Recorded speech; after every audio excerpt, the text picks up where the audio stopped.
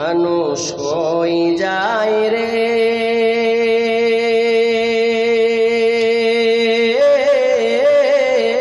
দুনিয়া ছাড়িয়া, মসজিদের ওই পালকি আইনা দোলা দেই সাজায়া তারে জনমের লাগিয়া।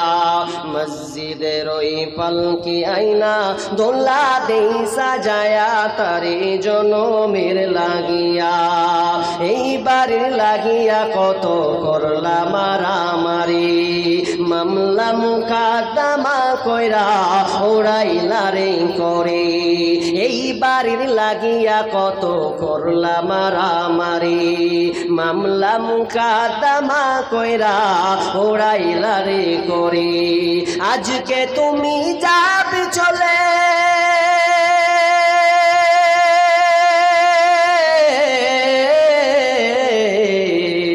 আজকে তুমি যাবে চলে সব কিছু ফেলিয়া। মসজিদের ওই পালকি আইনা দোলা দেই সাজায়া তারে জনমের লাগিয়া। মসজিদের ওই পালকি আইনা দোলা দেই সাজায়া তারে জনমের লাগিয়া। তো যাই হোক, দান দেন, দান তো আছাড়া, দান তো দেওয়ার জন্যই আপনারা এসেছেন। তো আমি দান নিব, একটু ধৈর্য ধরেন, একটু কমপ্লিট করি আলোচনাটা, তারপর আমি দানের দিকে যেমন লোক পালিয়ে যাবে তখন। তো কি বলছিলাম যে কুরবানির বিধানটা আমাদেরকে দিয়েছেন এটা লোক দেখানোর জন্য নয়।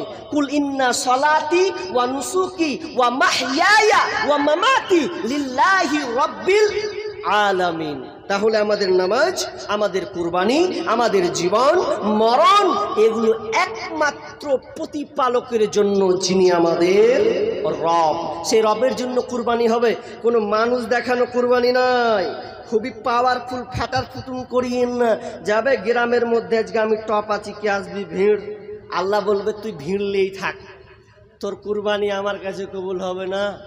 আর সবচাইতে আশ্চর্য বিষয় জানেন, কুরবানি যখন দিন আসে তখন এক ধরনের মানে পশু ভক্ত মানুষ আছে। পশু ভক্ত মানে পশুর উপরে ওর এত মহাব্বত, আর ওদের আবার যুক্তি কি বলছে, শোনো, মানে নাস্তিক বলছে, শোনো কি বলছে, নদীতে পুকুরে মাছ থাকে তো মাছটা মরে যেত, তো আমরা মাছটাকে উদ্ধার করে নিয়ে এসেছি ওপর দিকে।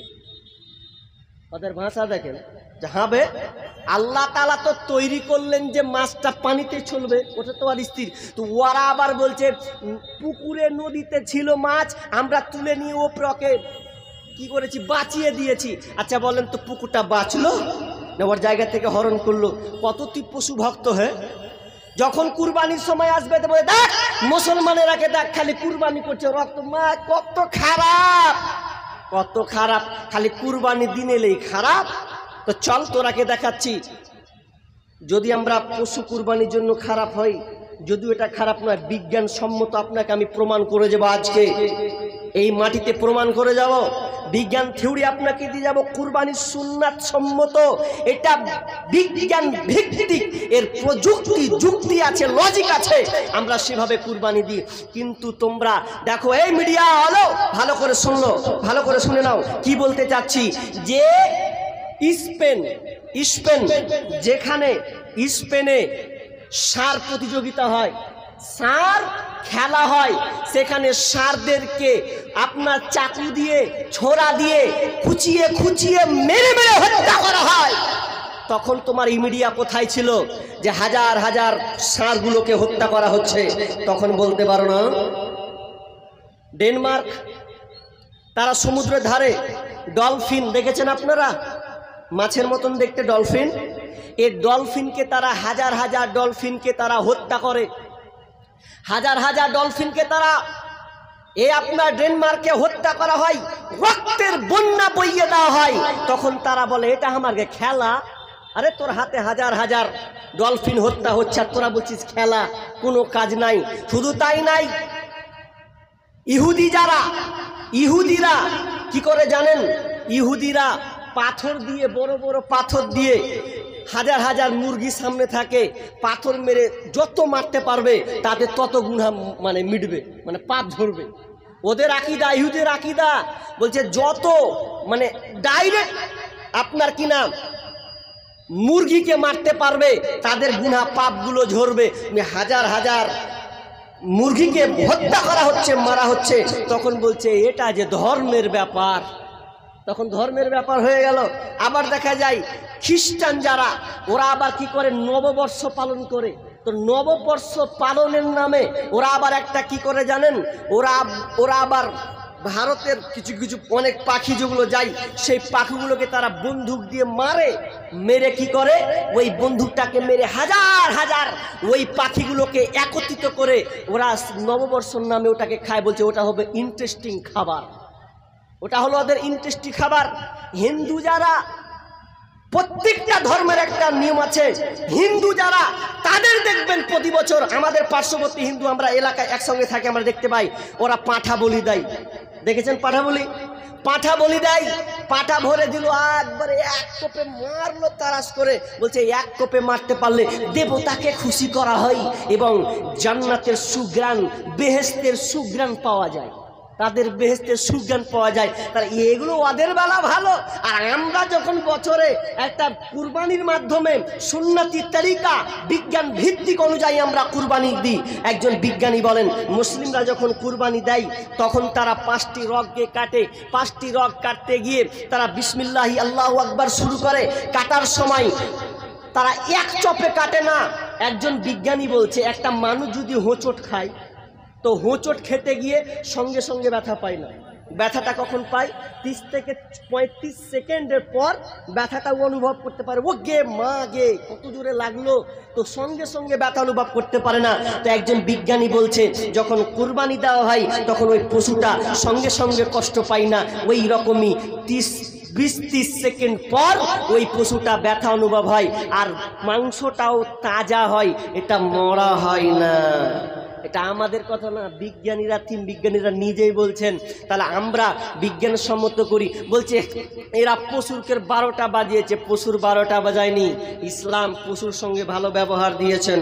বিশ্বনবী রাস্তা দিয়ে চলতে চলতে চলতে চলতে একটা উটকে তিনি দেখতে পেলেন, উটটার চোখ দিয়ে পানি টপ টপ টপ টপ করে পড়ছে, আর টপ টপ করে যখন সেটা পড়ছে তো এমন সময় আল্লাহ রাসূল ওই বাগান দিয়ে তিনি যাচ্ছেন, আর আল্লাহ তাআলা ওই উটটাকে আপনার কথা বলি শিখিয়ে দিলেন, এবং উটটা তার ভাষাতে বলতে লাগলো এ নবী, আমাকে এই উট মালিক আমাকে কষ্ট দিচ্ছে, আমাকে ঠিক মতন খেতে দেয় না, আর খেতেও দেয় না, বরং আমার সাথে মানে অন্যায় অবিচার করেছে, আমার কাছ থেকে সে কাজটা বেশি করে নিচ্ছে।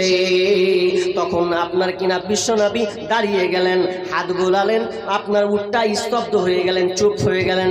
এবার বলছেন, এই এলাকার মালিক, এই এলাকার লোক, বলো তো উটটা কার? কে উটের মালিক? তুমি বাড়ি থেকে বের হও। লোকটা বলছেন, ইয়া রাসূলুল্লাহ, এটা আমার উট। বলছে, এটা তোমার উট? বলছে, হ্যাঁ এটা আমার উট। তো তোমার যে উটটা যে চোখের পানি তুমি দেখতে পাচ্ছ? বলছে, হ্যাঁ দেখতে পাচ্ছি। তো কেন এটা তুমি বুঝতে পারো না? আমি শুনলাম এই উটটাকে তুমি ঠিক মতন খেতে দাও না, বরং উটটাকে তুমি কষ্ট দিচ্ছ। খেতে তো দাও না, আবার তুমি উটটার কাছ থেকে কাজ বেশি করে নিচ্ছ, তার উপরে বহন তুমি বেশি চাপাচ্ছ, এটা তুমি অন্যায় করছো। যেদিন উটটা তোমাকে অভিযোগ করবে বিচারের মাঠে, যদি আল্লাহ ওয়াজিব অভিযোগ তুলে এইরকম, তাহলে তুমি কি উত্তর দেবে? বিশ্বনবী পশুদের সঙ্গে কেমন আচরণ করেছেন, কিন্তু এটা তো আল্লাহর বিধান। আল্লাহ বলেছেন তোমরা কুরবানি করো, আমরা কুরবানি করে কি করি? মাংসগুলোকে ফেলে দিই। কি বলেন আপনারা? ফেলে দেন? ফেলি না, খাই। শুধু খাই না, খাওয়ার পর কি করি? ফাকুলু মিনহা ওয়া আতইমুল কানিয়া ওয়া মুতাররা, খাই, জমা করি, যে চাই তাকে দিন, না চাই তাকেও আমরা দিয়ে আসি। তাহলে আল্লাহ তাআলা কত সুন্দর বিধিবিধান দিয়েছেন। আমরা গরিবদেরকে সাহায্য করি, গরিবদেরকে দিই, কিন্তু হতভাগা আমরা বুঝলাম না যে কুরবানি কি জিনিস। বলছি বছরে একবার কি নাকি কুরবানি। তবে শুনে রাখবেন, কুরবানি দিবেন, নামাজটা আগে ঠিক করা লাগবে। নামাজ নাই তো কুরবানি দিয়ে কি করবেন? প্রতিজ্ঞাবদ্ধ হন। তার মানে আমি কথাটা বললাম মানে এটা মনে করিয়েন না যে মৌলভী সাহেব নামাজ পড়লে তো কুরবানি না। কুরবানি দেন, প্রতিজ্ঞা করেন আল্লাহ নামাজ ছাড়বো না, নামাজটাকে সম্পূর্ণ ধরবো, তাহলে গেলে